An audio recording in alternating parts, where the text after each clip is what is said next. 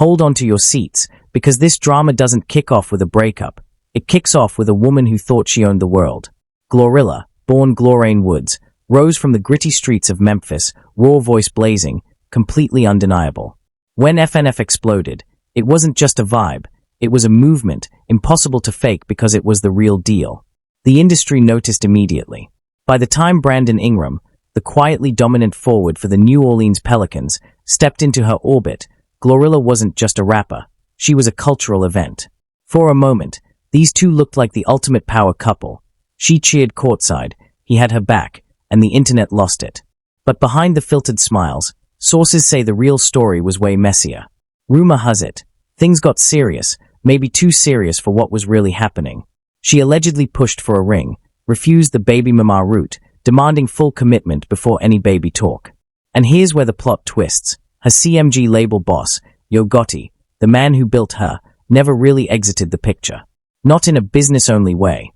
Lavish gifts, a Maybach worth $200,000, a $65,000 Royal Oak dripping on her wrist, birthday stage appearances like he was her #1 fan, not her boss. Fans noticed, this wasn't corporate support, it was personal. Rumors of a pregnancy had been floating for weeks. Her tight outfits vanished, replaced with strategic baggier fits, hinting at a subtle bump. Naturally slim with a belly ring, fans weren't buying the just bloated story. Then Elle, child-free herself, announced her own pregnancy with a new song, and Glorilla danced to it on Instagram. Cameras caught it all, fueling whispers. The internet did the math. She might be pregnant, but whose baby? That question, allegedly, shattered Brandon Ingram's world. Rumor has it, Yo Gotti, tired of being sidelined, came clean, reportedly told Brandon about the affair, and claimed the baby wasn't his at all. Allegedly, Glorilla tried to secure the bag by pinning the pregnancy on Brandon while Gotti quietly watched. And if any of that is true, this isn't just messy, it's chaotic. This is nothing short of a total architectural collapse of multiple relationships all imploding at once. Brandon, by every report, didn't take this sitting down. The man reportedly cut her off cold. No ring, no conversation, no second chance. Done. And don't even get me started on what this does to Yo Gotti's credibility, because allegedly, he was out here publicly professing his love for Angela Simmons, calling her the one, declaring she inspired him, and gushing about how she made him want to be better.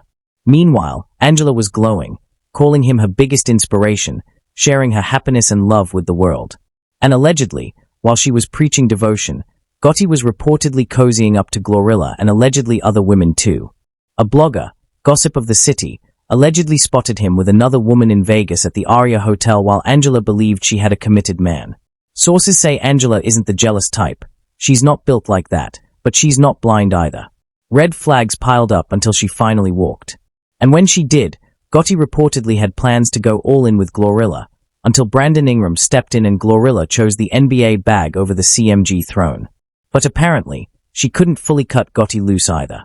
Allegedly, that tangled thread unraveled everything. Now, let's add the layer that ties the chaos together, because this isn't just a messy love triangle, this is a reputation war. And nobody plays reputation warfare better than Megan Thee Stallion.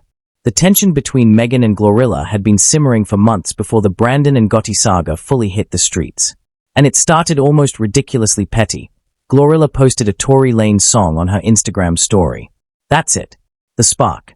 For Megan Thee Stallion, the woman at the center of one of the most high-profile music industry shooting cases, the woman who testified against Tory Lanez, whose credibility was publicly challenged, seeing a peer casually platform his music wasn't just shade, it was a statement.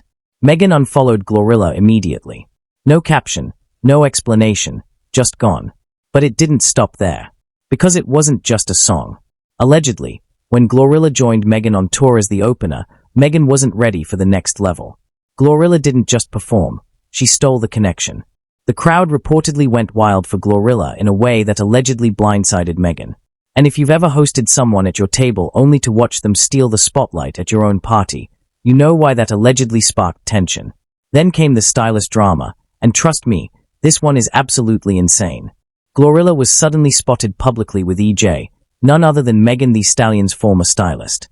The same EJ who reportedly had a messy fallout with Megan over $80,000 in unpaid wages. The same EJ who took the stand during the Tory Lanez trial and testified for the defense, directly opposing Meghan in one of the harshest legal battles of her career. And just to add fuel to the fire, Glorilla flaunted this alliance publicly at NBA games, front row and center. How you still in the industry? Because you gotta understand, sir, and testify against your employer. At this point, the internet didn't need any extra kindling. Twitter, of course, did what Twitter does best. Someone posted that Megan Thee Stallion had reportedly been outsold by Glorilla on their shared tour. The post exploded. And instead of staying silent, instead of letting it slide, Glorilla liked the tweet. Not just that, she reposted it with the caption, LMFAO, catch it, sis. Megan's current stylist, Kellen, essentially her right hand and constant wing, didn't hesitate. When someone compared Glorilla's EJ to Megan's Kellen, he fired back with 4 words, you ain't no Kellen. The internet collectively lost it. And here's what a lot of people missed amid the chaos of these moments. Megan gave Glorilla a verse on Wannabe, took her on a sold-out tour, put her on. The discussion wasn't just petty beef. It was about what Glorilla allegedly did with that chance and who she allegedly chose to align with once she no longer needed the ladder she climbed. So while Megan sat back watching Glorilla's world explode, the pregnancy rumors, the Brandon Ingram split, the Yo Gotti scandal, Angela Simmons made one move. Just one. She posted on Instagram, I want what's once mine in life in all areas. What flows, flows. What goes, goes. No names, no hashtags, no explanation needed. That post said it all. I know what happened. I know what was taken, and I'm not begging for it back. What flows, flows. What goes, goes. Angela Simmons spent months publicly in love with a man who allegedly had another life behind her back. She called him her inspiration, told the world she was happy, and all the while, according to reports, he was allegedly building something else on the side, something now exploding right in everyone's faces. And Megan Thee Stallion, she doesn't need to post a single thing. No tweets, no likes, no comments, because the story is literally writing itself. The woman who allegedly threw shade with a Tory Lanez song. The woman who allegedly copied her aesthetic while linking with her enemies' mocking tweets. That same woman is now publicly dumped, allegedly pregnant with a disputed paternity, and watching her reputation crumble from every direction at once. The court of public opinion doesn't need a judge when the receipts are that clear. But here's why this isn't just gossip, it's a blueprint of the industry. Glorilla's saga is a story we've seen repeat. Someone gets elevated, someone gets a platform, a verse, a tour, a cosign, a Maybach, a watch, a ring that never shows up. And somewhere in all that glow, choices about loyalty, alliances, and corner placement have consequences. The Tory Lanez post wasn't just shade. The EJ drama wasn't just optics. The alleged Yo Gotti affair wasn't just a personal slip. Stack all of that, and you see a pattern, and patterns speak louder than any single moment ever could. Glorilla rose fast, meteoric, undeniable. And now she's watching everything she earned, relationships, loyalty, goodwill, get questioned at the same time. Meanwhile, Megan Thee Stallion, who has survived court cases, public humiliation, a literal shooting, and an industry that tried to bury her, isn't posting. She isn't tweeting. She's laughing. A bitch, your friend outsell you. You mad at that? Y'all bitches was never friends. Y'all just clicked up because y'all hated on another successful queen. Because at the end of the day, Brandon Ingram is out of the picture. Yo Gotti's paternity drama is spilling all over the streets. Angela Simmons' post is archived for eternity. And somewhere, Megan Thee Stallion's name is trending again, not for anything she did, but because the woman who allegedly aimed for her crown just watched her entire empire collapse. What flows, flows. What goes, goes.